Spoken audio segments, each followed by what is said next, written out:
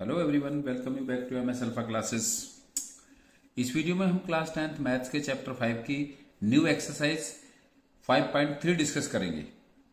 5.3 exercise में हमें सम of n terms find करने हैं।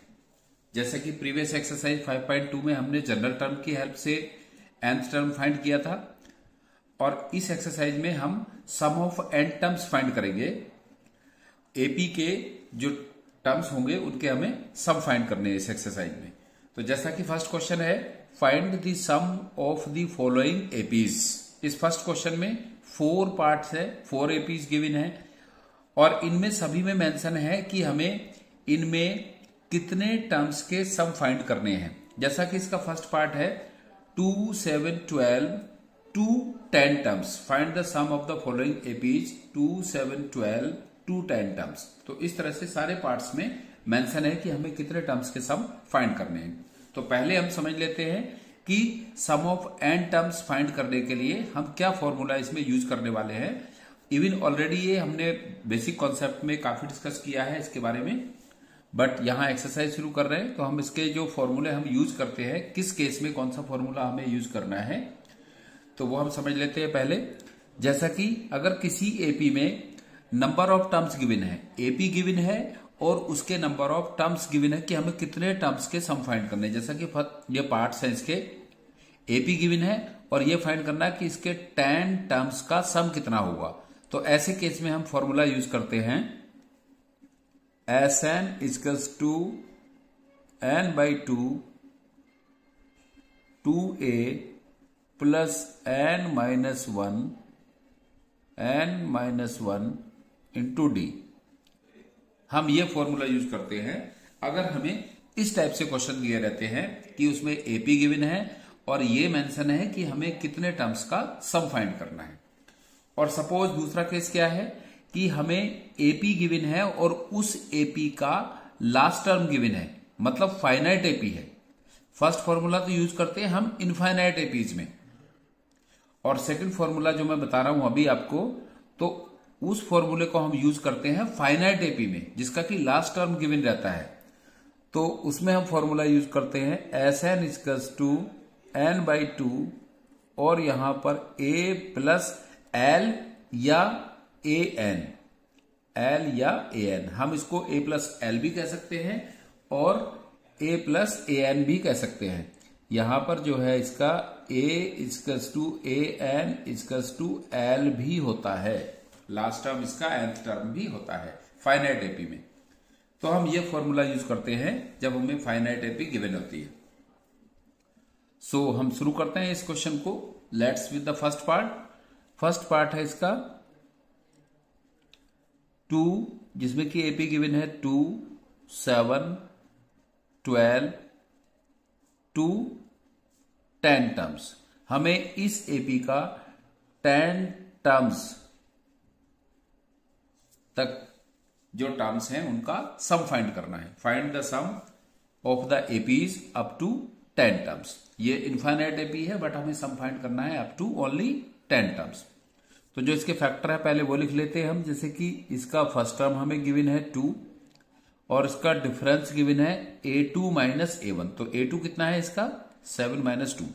हम जो इसका डिफरेंस होता है अगर एपी है तो किसी भी 2 कॉन्जिक्यूटिव टर्म से फाइंड कर सकते हैं। ऐसा नहीं कि 7 माइनस 2 करेंगे इसी से कॉमन डिफरेंस आएगा, 12 माइनस 7 से भी कॉमन डिफरेंस सेम आएगा। जैसा कि 7 माइनस 2 5 और 12 माइनस 7 भी 5 होता है। तो d equals to 7 minus 2 equals to 5, common difference इसका 5 होगा। और हमें कितने टर्म्स का सम फाइंड करना है, तो वो होगा इसका n इक्वल्स टू 10। हमें 10 टर्म्स का सम फाइंड करना है। तो फॉर्मूला फर्स्ट वाला यूज करेंगे हम, Sn equals to n/2 2a plus n-1 into d. Sn कितने टर्म्स का सम फाइंड करना है 10 का, तो S10 equals to 10/2 2 into first term है 2 प्लस n की वैल्यू 10 है, 10 माइनस 1 इंटू कॉमन डिफरेंस 5 तो 10/2 5 और 2 2 जा 4 plus 10 - 1 9 into 5 equals to 5 4 plus 9 5 जा 45। तो फिर ये होगा 5 इंटू 45 प्लस 4 49। तो एस एन आएगा यहां से, एस एन इक्वल्स टू 5 से मल्टीप्लाई करेंगे 49 को, 5 9 जा 45 4 कैरी 5 4 जा 20 20 और 4 24। तो ये होगा इसका एस एन मतलब 10 टर्म्स का सम। एस 10 इसका 5 9 जा 45 और 5 4 जा 24 और 24 में 5 9 जा 45 4 कैरी था, तो 5 4 जा 20 और 4 कैरी था तो 24। तो इसका सम होगा S 10 equals to 245। S 10 equals to 245।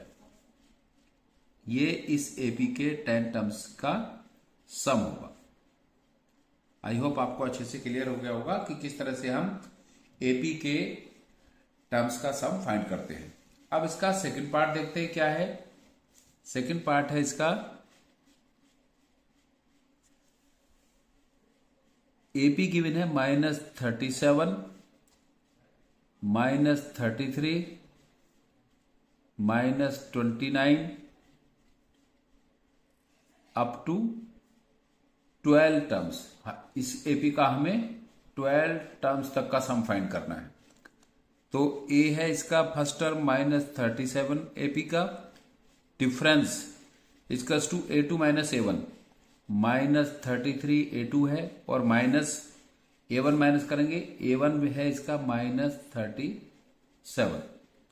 तो D इक्वल्स टू -33 और माइनस माइनस +37। तो D आएगा इसका 37 - 33 4। और हमें फाइंड करना है इसके 12 टर्म्स का सम, तो n इक्वल्स टू 12 हो जाएगा। अब S n equals to n/2 2a plus n-1 into d, ये फॉर्मूला हम यहां पर यूज करेंगे। तो हमें फाइंड करना है एस 12 इक्वल्स टू 12/2 2 इंटू ए की वैल्यू -37 प्लस n की वैल्यू 12 है, सो 12 - 1 इंटू डी की वैल्यू 4 है। तो 12 को 2 से डिवाइड करेंगे 6 और 2 से मल्टीप्लाई करेंगे -37 को, तो 2 7 जा 14 2 3 जा 6 और 1 7 -74 प्लस 12 - 1 11 इंटू 4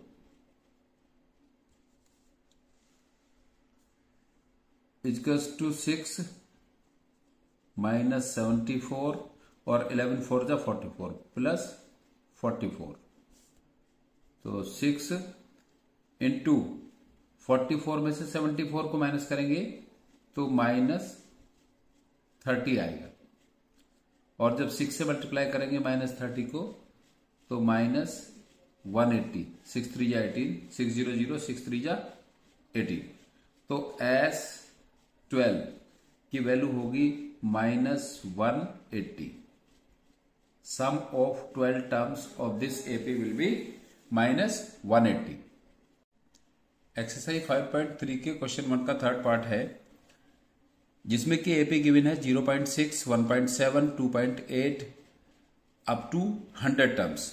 ये क्वेश्चन है फर्स्ट कि here are given some APs and we have to find the sum of the following APs up to, जैसे कि इसमें 100 टर्म्स तक फाइंड करना है। एपी गिवन है और उसमें यह मेंशन है कि हमें इस एपी का टर्म्स का सम कितने टर्म्स तक फाइंड करना है।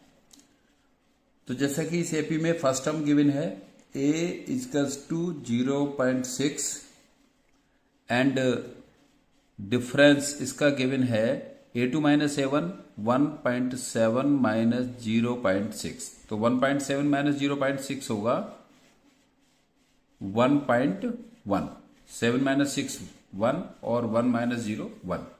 एंड हमें इस एपी के 100 टर्म्स तक का सम फाइंड करना है, तो एन की वैल्यू होगी यहां पर 100।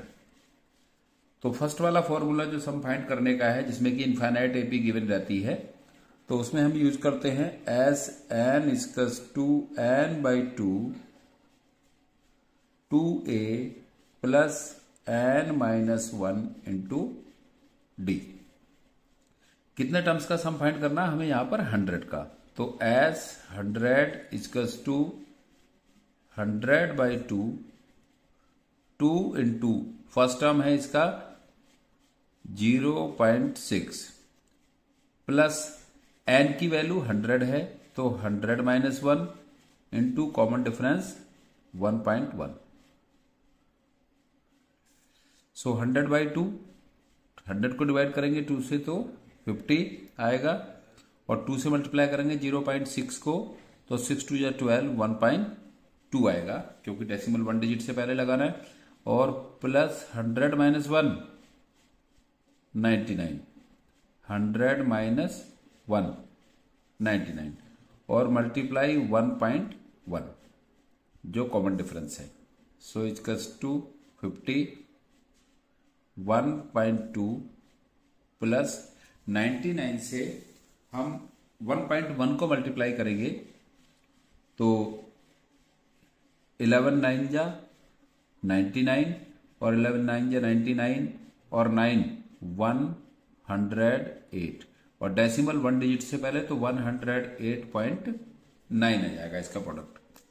और इक्वल्स टू 50, फिर हम 1.2 और 108.9 को प्लस कर लेंगे, और इसकी वैल्यू आ जाएगी 2 प्लस 9, 1.2 में प्लस कर लेंगे 108.9 को, तो 2 और 9 11 1 कैरी, 8 और 1 9 और 1 कैरी था 10 1 कैरी, और 1 का 1 यहां पर आ जाएगा क्योंकि 0 था, और ये 110.1 110.1 आ जाएगा इसका प्रोडक्ट। फिर इसको मल्टीप्लाई कर लेंगे हम 50 से, तो एक तो 0 आएगा लास्ट में, 50 के 0 है, और 5 बन जा 5 5 0 0, 5 बन जा 5 5 बन जा 5, तो 5505.0 ये होगा इस एपी के 100 टर्म्स का सम।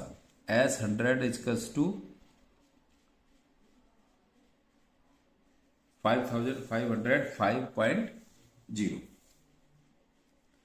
अब इसका फोर्थ पार्ट है, जिसमें कि एपी गिवन है 1/15, 1/12, 1/10, और इस एपी के हमें 11 टर्म्स तक का सम फाइंड करना है। तो ए होगा यहां से 1/15 and d equals to A2 minus A1 1/12 A2 है, और माइनस A1 1/15। तो इसका हम डिफरेंस फाइंड करेंगे। तो पहले इसके, क्योंकि दोनों फ्रैक्शन के क्या है, डिनोमिनेटर डिफरेंट है, और 12 और 15 का एलसीएम होता है 60, 12 5 जा 60 और 15 4 जा 60, तो 12 5 जा 60, तो यहां पर ऊपर 5 आ जाएगा, और 15 4 जा 60 माइनस 4/60, और 5 माइनस 4 1/60 होगा इसका डिफरेंस। और हमें इसमें फाइंड करना है n इक्वल्स टू 11 टर्म्स का सम फाइंड करना है। तो S n equals to n by 2a plus n minus 1 into d. 11 terms का सम फाइंड करना है, तो S 11 equals to 11 by 2 into a first term है 1/15 प्लस n माइनस 1, n 11 है तो 11 माइनस 1 इंटू डी 1/60। 11 क्योंकि 2 से डिवाइड नहीं होगा तो इसको एज इट इज रहने देते हैं 11/2, और इधर 2 इंटू 1/15, 2 1 जा 2/15 प्लस 11 माइनस 1 10 इंटू 1/60, तो ये 10 से 60 कैंसिल हो जाएगा 6 10, तो यहां पर होगा 11/2, 2/15, और ये यहां पर कितना बच गया, 10 से 60 डिवाइड हो गया 6 टाइम, तो 1/6 प्लस 1/6। अब यहां पर भी इन दोनों के डिनोमिनेटर डिफरेंट है, तो यहां पर भी हमें इसको कैसे प्लस कर सकते हैं, कैसे ऐड कर सकते हैं। Fractions only can be added और subtracted by making their denominator same. Fraction को केवल डिनोमिनेटर सेम करके ही ऐड और सब्ट्रैक्ट किया जा सकता है। इक्वल्स टू 11/2 और 15 और 6 इनका एलसीएम होगा 30। क्यों? क्योंकि 15 2 जा 30 और 6 5 जा 30, तो इनका डिनोमिनेटर सेम होगा 30। अब 15 2 जा 30 होता है तो 2 2 जा 4 हो जाएगा न्यूमिनेटर में, प्लस 6 5 जा 30 है तो 5 हो जाएगा न्यूमिनेटर में, और फिर ये होगा 11/2 इंटू 4 + 5 9/30। 9/30 को मल्टीप्लाई कर देंगे 11/2 से, 11 9 जा 99 अपॉन 2 30 इंटू 2 60, 30 इंटू 2 60। तो इसको अभी हम और सिंप्लीफाई कर सकते हैं, क्योंकि ये 3 के मल्टीपल है 99 भी और 60 भी।